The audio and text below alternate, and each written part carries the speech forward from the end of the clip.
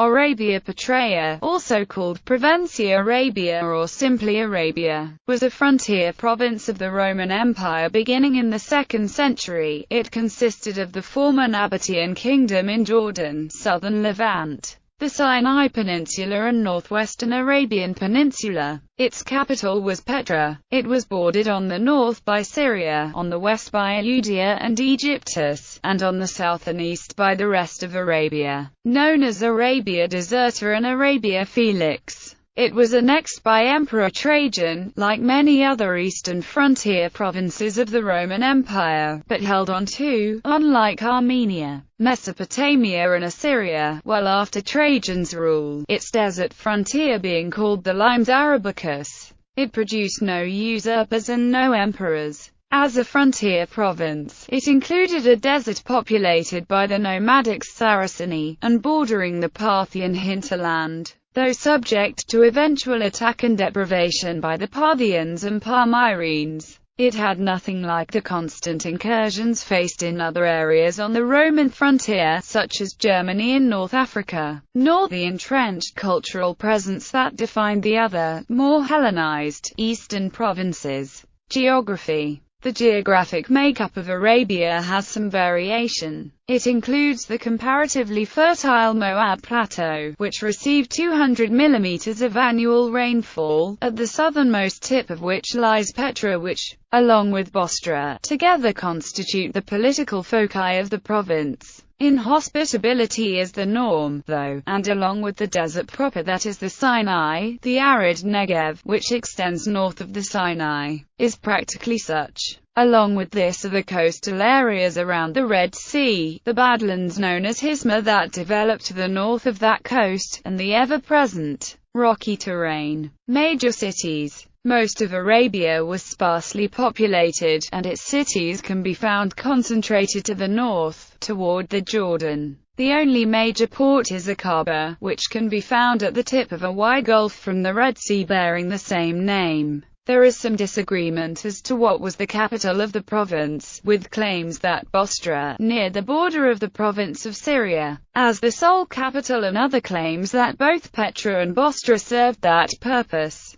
Petraea served as the base for Legia III Cyrenaica, and the governor of the province would spend time in both cities, issuing edicts from both. Upon annexation of the province, Bostra gained the appellative Trajan when Trajan declared it the capital, while Hadrian performed the same ceremonial act for Petraea when he became emperor. History. Roman conquest. Before Roman control, the area was ruled by Rabel II, last king of the Nabateans until 106 AD. When Rabel II, who had ruled since 70 AD, died, the 3rd Cyrenaica legion moved north from Egypt into Petraea, while the 6th Farata legion, a Syrian garrison unit, moved south to occupy Bostra. The conquest of Nabateea can be best described as casual, an act by Trajan to consolidate control of the area before acting on his designs for territory across the Tigris and eventually into Mesopotamia proper. There is no evidence of any pretext for the annexation. Rabel II had an heir by the name of Obodas, and though there was little fighting in Gloria, there does seem to have been enough of a defeat to cause some humiliation on the part of the Nabateans.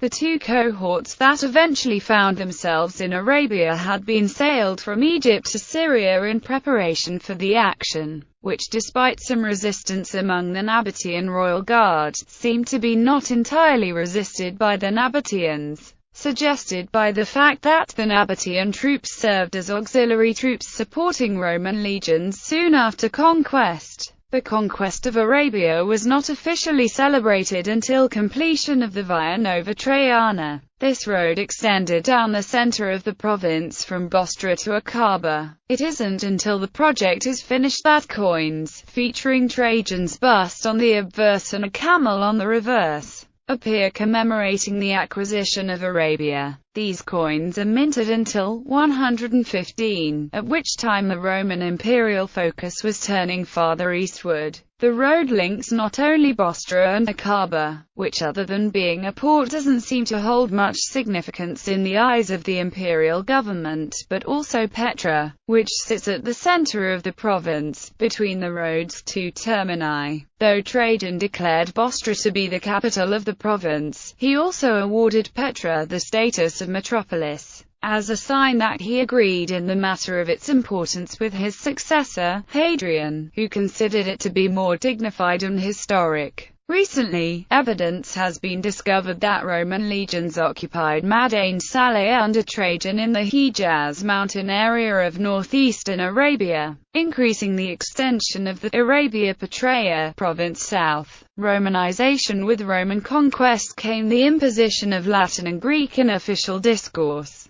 This was standard for a province in eastern Rome, but Arabia had far less of the history of Hellenization and Romanization than its neighbors, and the Greek language was little used before its introduction by the Romans. After the conquest, though, Greek was adopted popularly, as well as officially, practically supplanting Nabatean and Aramaic, as evidenced by inscriptions at Al-Kutun. The occurrence of Latin in the province was rare and limited to such cases as the tomb inscription of T. Aninius Sextius Florentinus, governor in 127, and, somewhat paradoxically, impersonal names. Miller makes a case for a Greco-Roman Hellenization in Arabia. It is an area, after all, that was not significantly Hellenized during the rule of Alexander, and the locals originally spoke Aramaic and Nabatean, not Greek. So with the introduction of Roman rule, along with many aspects of classic Roman socialization, such as public works and glorification of the military, came an introduction of some Greek cultural and social values. Arabia acclimates to the new culture so fully that it seems the original linguistic groups faded away. There were scattered Nabatean inscriptions during the period of imperial Roman rule. Arabia during late Roman Empire, when Avidius Cassius rebelled against what he believed was a deceased Marcus Aurelius. He received no support from Arabia province, overlooked by some historians due likely to the fact that Arabia hadn't the well-thought political might of Syria. Arabia responded similarly when the governor of Syria, Pescennius Niger, proclaimed himself emperor in 193. When Septimius Severus came into power and stripped the Syrian city of Antioch of its status as metropolis for its part in the rebellion and meted out punishment to any others who were unlucky enough to choose the wrong side, the third Cyrenaica received the honorific Severiana. In addition, the governor of Arabia, Aelius Severianus Maximus, was allowed to continue in his post in reward for his loyalty. Syria was later split into two and Arabia was expanded to include the Lehar and Jebel Druze, rough terrain south of Damascus,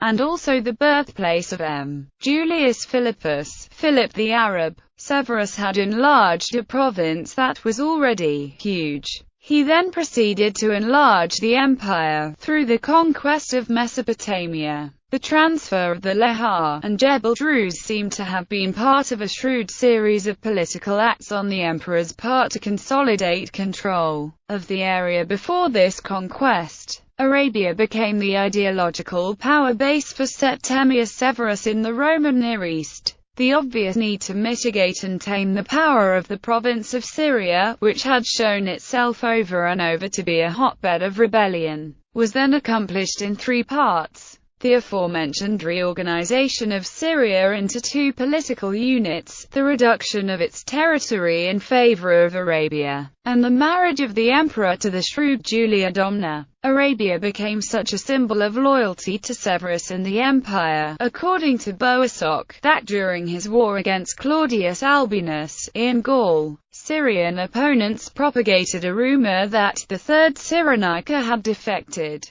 that it would matter to an issue in France that a single legion in a backwater province on the other side of the empire would rebel, indicates the political sway that Arabia had amassed. not a land of significant population, or resources, or even strategic position. It had become a bedrock of Roman culture. That it was an Eastern Roman culture didn't seem to dilute its effectiveness in matters in the West. It is precisely because Arabia had so little that it was able to define itself as Roman, and that spurred its loyalty to an imperial Rome that may never have existed. With Emperor Diocletian's restructuring of the empire in 284–305, Arabia province was enlarged to include parts of modern-day Israel. Arabia after Diocletian became a part of the Diocese of Oriens, which was part of the prefecture of Oriens. During Byzantine rule, first as part of the Diocese of the East, Arabia turned a front line of Byzantine-Sassanid wars. In the 5th or 6th century it was transformed into Palestina Salutaris, episcopal sees. Ancient episcopal sees of the Roman province of Arabia listed in the Annuario Pontifico as titular sees. Adraa, Bacatha in Arabia, Bossana, Bostra, the metropolitan archbishopric, Canatha, Constantia in Arabia, Chrysopolis in Arabia, Dionysias, Era, Esbus, Utama, Gerasa, Maximianopolis in Arabia, Medabar, Neapolis in Arabia, Nila, Neve, Peremboli in Arabia, Fina, Philippopolis in Arabia, Zoravar. Bibliography. G.W. Bowersock, Roman Arabia, Fergus Miller, Roman Near East.